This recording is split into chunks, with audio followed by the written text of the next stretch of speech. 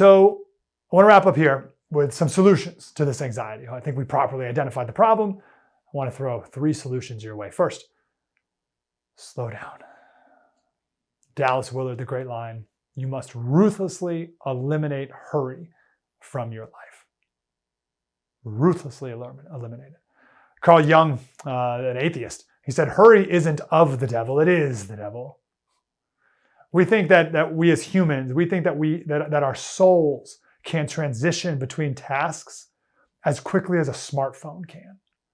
Right? We think we can go from work, like this part of work, this task of work, to home, to marriage, to kids, to more work. We can just do that all day long, nonstop, as quickly as you can switch apps on a smartphone. You can't do that. You can't. Got to slow it down. One of the realizations I'm most grateful for is I realize that when we tell stories, we tell them much faster than they actually happened. Obviously, brilliant insight, Slater. But imagine if you were telling someone like what happened last weekend in real time. It would take all weekend, right? So great. What's your point, Slater? The problem is that when we hear stories, we don't actually realize how long the things actually took. I call it the high school textbook effect. So when you're in high school or middle school, you read about World War I in your high school textbook, right? It's given what? 4 paragraphs? And we think World War I took 4 paragraphs. I'll give you an example. John 1:43.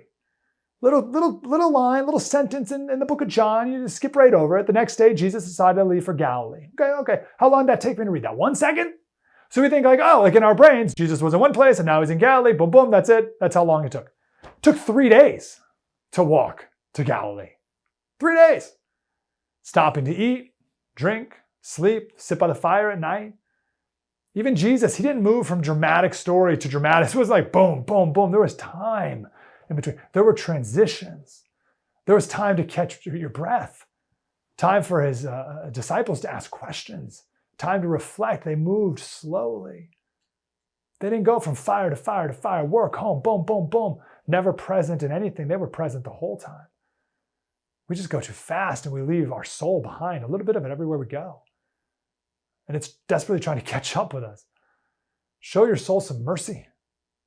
Give it time to wake up in the morning. Give it some peace throughout the day. Give it a rest at night. And give it some time in between to catch up. Second point, find depth. I was at the Republican convention many years ago, and a reporter from some news outlet was talking to her. She said she has to pump out 4 articles a day. I thought, oh man, that's brutal. You can't turn out anything of depth. You're just this machine, just churning out whatever you can. And there's a place for getting the top lines of different happenings or whatever, right? But you got to balance it out with depth. There's a book called The Shallows. It came out a couple years ago, but it's still true. It's about how the internet's changed our brains. And it says it's turned us into lab rats, constantly pressing levers to get tiny pellets of nourishment. It says what the internet seems to be doing is chipping away at my capacity for concentration and contemplation. This, even as I'm about to say this, in my brain, it just sounds like the lamest thing ever, and I got to start to be proud of it. But a few friends of mine, every Saturday morning, we get together over the Zoom now. We live in different parts of the country, and we read poetry. Listen, I get how lame it is. It's the highlight of my week. It is a landmark that I need to get to find nourishment at 5:30 in the morning on a Saturday. And one of the main reasons I wanted to do it is because we read it on paper. You're not on the computer. And I just noticed I was skimming. I'd be on the computer and I just skim things. I was like, man, I am not thinking deeply. And it's amazing when you read poetry, you read it the first time and you have no idea what the words mean at all. You're like, I read the words, I don't get it at all. And you have to go back and you have to read word by word to figure it out and figure out the meaning. And it's hard, but it's always worth it. There's this moment when you just start doing it, you're like, oh, wow, I get it. And it's that moment of depth because the world wants us to remain shallow. Shallow people are easily manipulated.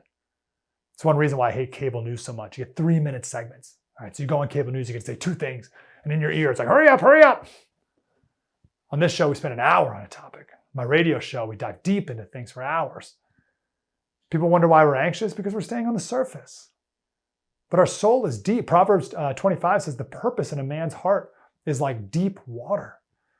But a man of understanding will draw it out. You can't draw it out if you stay at the surface.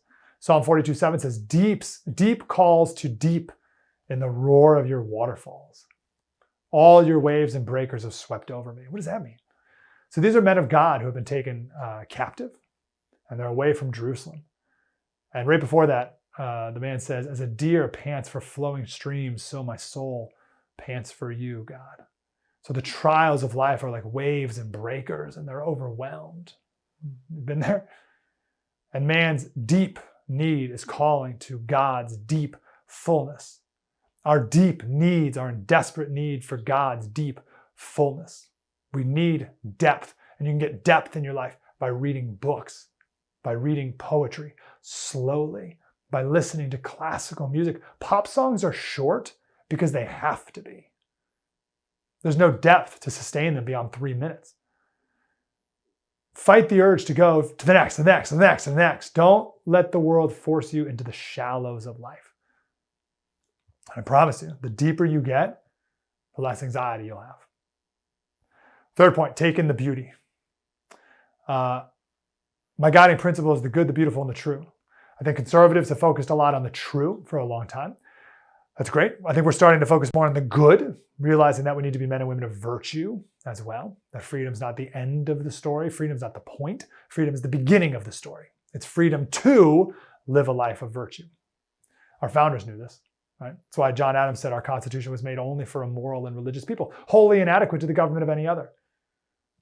And conservatives have not given proper time to the good, but we're getting back around to that. That's great. But we definitely are way behind on, woefully behind, is our attention to the beautiful. We've given that over to the left. And of course, they've profaned it. They've desecrated it. They've made art anti-art, right? Like Jesus in a bottle of urine, like stuff like that, right? But just ugly art always, constantly, all day. They tear down statues, beautiful statues, and replace them with this one. Like this is the statue. This is the statue of Martin Luther King Jr. That's the statue of Martin Luther King Jr. they put up. And don't get me started on architecture. So we've given this realm of our life and our public spaces to the left, and they've profaned it. So we need to, and that makes us anxious. It should, of course it will. So we need to find the beauty of life and the beauty of creation around us. Beauty rescues, it heals, it restores, it revives, it renews. Elaine Scarry is a Harvard professor. She studies beauty. And she said of the French painter Matisse, she said, Matisse never hoped to save lives, but he repeatedly said that he wanted to make paintings so serenely beautiful that when one came upon them, suddenly all problems would subside. Jordan Peterson talks about the importance of cleaning your room, about how a messy room will make you anxious, right? Because everything around you will broadcast disorder. So he tells his patients to organize his room a little bit by bit, and it'll bring so much more peace to your life. And the same thing here, maybe even a step further than that, is to make your space not just orderly or tidy, but also beautiful. That Harvard professor, she has a window out to her garden. And in the wintertime, when she can't see the beautiful flowers, she also has the wall full of 13 Matisse paintings. So she has filled her life with beauty and reminders of it. And you don't need to go to Yosemite or some tropical island. It's everywhere. And if you are seeing it, it's a good sign that your soul's in a good place. If you don't see it, then, well, you're either in an ugly place or your soul's not where it needs to be. So these are the things I'm working on a lot. They've helped me. I hope they can help you. And when it comes to our country, we need to fight for it, but not despair about it. God's in control. When Nebuchadnezzar threw Shadrach, Meshach, and Abednego into the fire because they wouldn't worship him, Shadrach, Meshach, and Abednego, they said, listen, our God, he'll deliver us from this burning fire, from this furnace. He'll deliver us. But if not, be it known to you, King, that we will not serve your gods or worship the golden image that you've set up. It's Daniel 3:17. I love that line. But if not. What a testimony to God's power and sovereignty, and also to their faith in him. He's in control. We can do the best we can, but he's ultimately in control. Don't sit back and do nothing. But don't let anxiety get the best of you either. God already knows what's going to happen. These three men were about to go into a furnace, and they still had peace about it. God would rescue them, but if not, that's okay too. He's in control. We trust him. If they can find that peace, we can find it too.